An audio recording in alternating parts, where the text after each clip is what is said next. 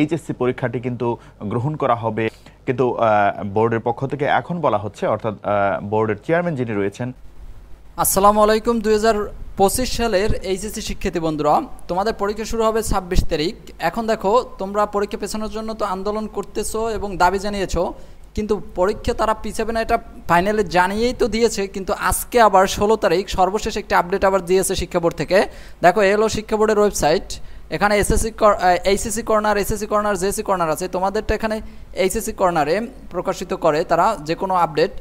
এখন এখানে একটা আপডেট দিয়েছে তোমাদের জন্য। তারা এখানে বলেছে সেটা আমি একটু পরে তোমাদের শোনাচ্ছি। দেখো, এটা হলো সর্বশেষ 16 জুন 2025 দেড়টার সময়, এই দুপুর দেড়টায় এই আপডেটটি প্রকাশ করেছে শিক্ষা বোর্ড।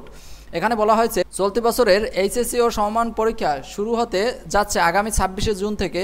এর মধ্যে সারা দেশে করোনা ভাইরাস ও ডেঙ্গুর সংক্রমণের প্রকোপ বাড়ছে। এ কারণে সারা দেশে পরীক্ষা চলাকালে সব কেন্দ্রে মেডিকেল টিম সক্রিয় রাখার নির্দেশনা দেওয়া হয়েছে। তার মানে দেখো, তারা পরীক্ষা পেছাবে না। তারা বলতেছে করোনা বাড়লে আমরা পরীক্ষা পেছাবো না, আমরা মেডিকেল টিম দিতেছি।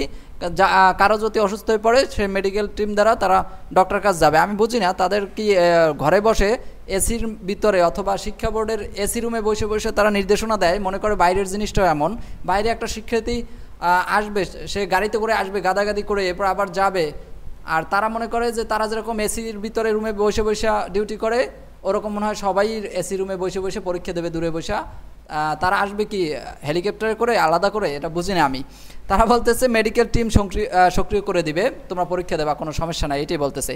কেন্দ্রে কোনো পরীক্ষার্থী অসুস্থ হলে তাৎক্ষণিক সেবা দেওয়ার জন্য ব্যবস্থা নিয়েছে বাংলাদেশ আন্তঃশিক্ষা সমন্বয় কমিটি। এখন অসুস্থ হওয়ার পর এরপরে তোমাকে ঔষধ দিলে আর কাজ হবে কি? এটাই তো বাংলাদেশ। তোমার জীবন চলে যাওয়ার সংখ্যা থাকবে, এরপরে তোমাকে ঔষধ দিবে। আগে সতর্ক হওয়া লাগবে না তোমার, তুমি অসুস্থ হবা, এরপরে তোমাকে ট্রিটমেন্ট করবে। এইটা কোনোভাবেই যৌক্তিক কোনো বিষয় হলো না আমার পক্ষ থেকে। আমি যেটা মনে করি সেটাই। এখন তোমরাও তো অবশ্যই এটাই চাচ্ছ যে পরীক্ষা পেছানো হোক। হয়তো করোনা পরিস্থিতি দেখে তারপরে একটা ডিসিশন নিতে পারতো, কমপক্ষেও 1 মাস 2 মাস পিছিয়ে দিলেও দিতে পারে তারা।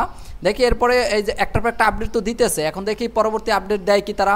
পরবর্তীতে যদি জানিয়ে দেয় তাহলে যে পরীক্ষা পেছাবে নাকি, ওটাও তোমাদের জানিয়ে দেবো। চ্যানেলটি সাবস্ক্রাইব করা থাকলে তো তুমি পেয়ে যাবা।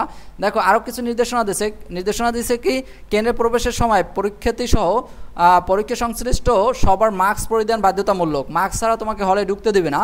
এবং পরীক্ষা কেন্দ্রের প্রবেশ পথে হ্যান্ড স্যানিটাইজার রাখতে হবে। তুমি ইচ্ছে করলে হাত ধুয়ে পরিষ্কার হয়ে তারপরে পরীক্ষা হলে ঢুকতে পারবা। আর ডেঙ্গু বিস্তার রোধে কেন্দ্রের অভ্যন্তরে বা আশেপাশে পরিষ্কার পরিচ্ছন্ন রাখতে হবে। এখন একসাথে দুইটা আসছে, ডেঙ্গু আসছে, করোনাও আসছে। পরীক্ষা শুরুর আগে কেন্দ্রের অভ্যন্তরে মশক নিধন, অর্থাৎ যে মশা বা মাছি মারার জন্য যে ঔষধ বা স্প্রেগুলো ব্যবহার করা হয় সেগুলো ব্যবহার করা হবে, এগুলোই বলছে। এবং আর হচ্ছে স্বাস্থ্য টিম তো থাকবেই এখানে, উপজেলা স্বাস্থ্য পরিকল্পনার কর্মকর্তারাও থাকবে। তারা বলতেছে আমরা তোমাদের প্রোটেক্ট করব, আমরা ডক্টর দিয়া চিকিৎসা করাবো, অসুস্থ হলে তারপরে তোমরা পরীক্ষা দাও। এটাই বুঝাইতে চাইছে আর কি, আর কিছু না। যে পরীক্ষা পিছাবো না, তোমাদের মেডিকেল টিম দেবো, তোমরা সেই অনুযায়ী পরীক্ষা দেবা। দেখি এর পরবর্তীতে কালকে আবার আপডেট দিবে। প্রতিদিনই একটার পর একটা আপডেট দিয়ে যায় তারা। যে আপডেটগুলো দেবে তোমাদের অবশ্যই জানিয়ে দেবো। সকলকে ধন্যবাদ, সবার জন্য শুভকামনা রইল। চ্যানেলটি সাবস্ক্রাইব করে রাখো।